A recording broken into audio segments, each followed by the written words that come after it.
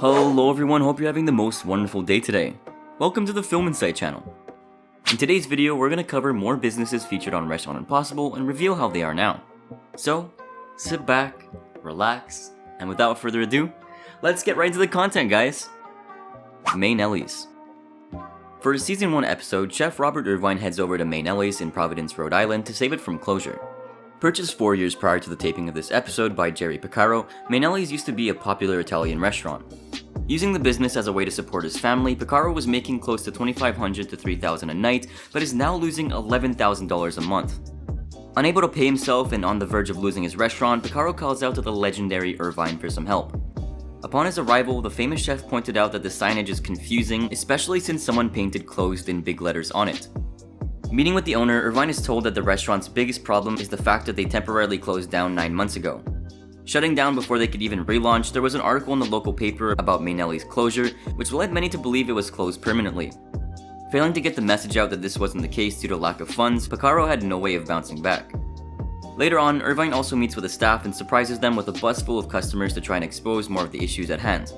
What he finds is that the service is slow and they're almost out of everything on the large menu, including basic things like spaghetti, chicken, and pork chops. After this piss-poor service, Irvine heads into the kitchen and is shocked by how filthy it is, spotting 9-day-old eggplant and fresh pasta stored at room temperature. Concerned with the food safety issues, the Restaurant Impossible host believes that they have a lot to fix and shuts down the kitchen. Talking with the staff, they come to the conclusion that the restaurant needs a smaller menu, more kitchen staff, better decor, and increased exposure. Following a lot of training, deep cleaning the kitchen, completely remaking the menu, and securing a relaunch article in the local paper, things were looking much better for May Nelly's. When the business finally relaunched, it seemed like the service exponentially improved and the customers actually praised the changes made.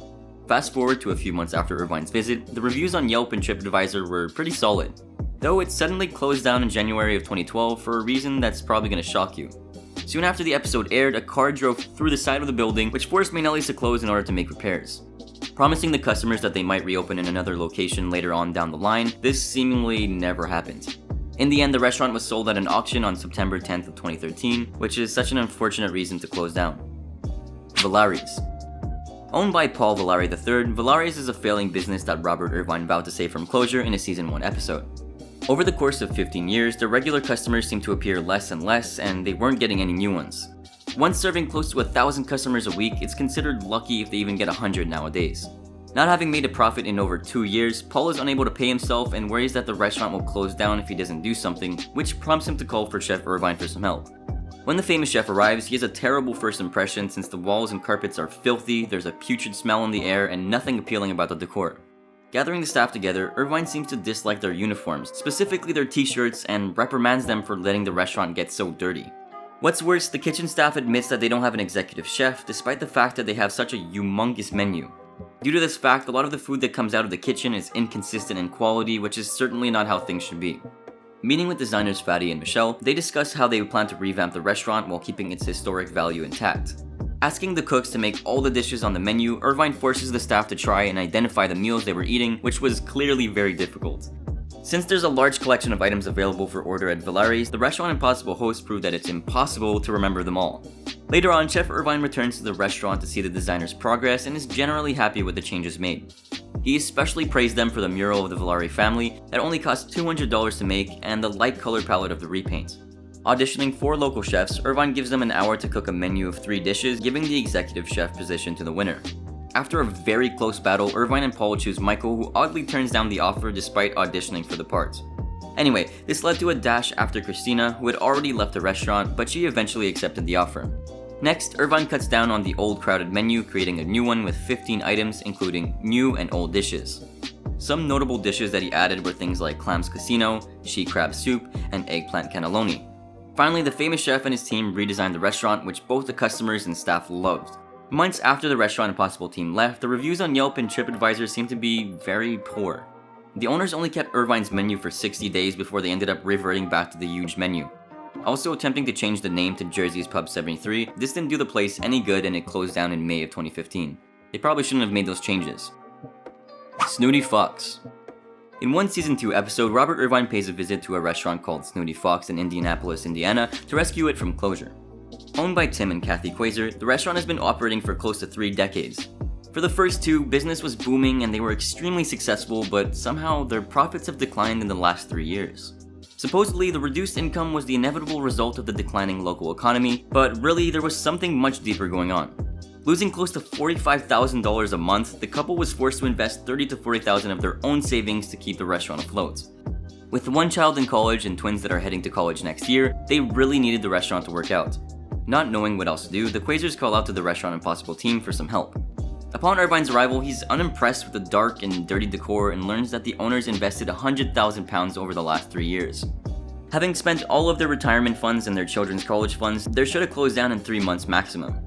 Wanting to get a scope of the service quality, Irvine invites some guests but shockingly learns that the restaurant no longer has a head chef since he walked out the other night. Going to view the kitchen, it's in a disgusting state which forces the famous chef to shut things down.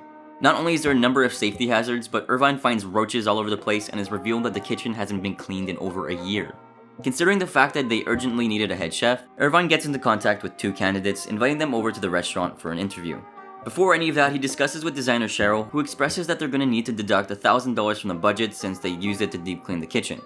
Meeting with potential head chefs later on, they battle it out cooking an English dish of their choice. After seeing what the chefs Brandon and Chris had to offer, Irvine hands the position over to Brandon. Now that they had a new head chef in place, the Restaurant Impossible host was ready to finalize the changes.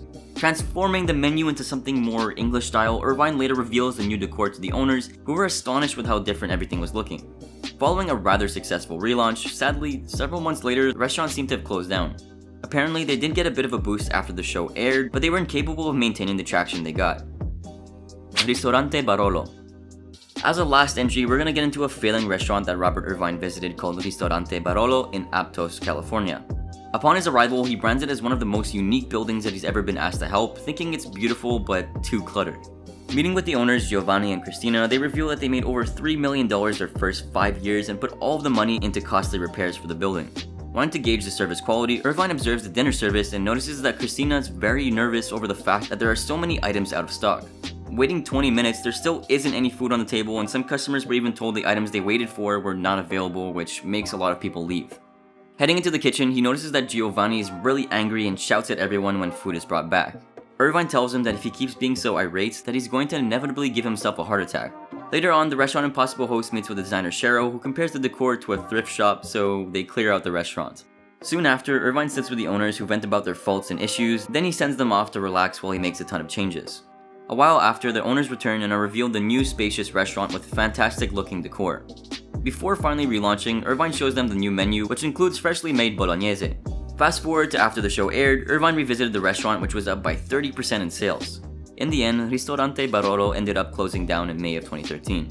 Well, that'll be all for today's video here on the channel. I do hope you enjoyed, and if you did, be sure to drop a massive like down below and comment your thoughts. Subscribe for more content like this and turn on those sweet bell notifications for instant access to our content. Have a good one, guys.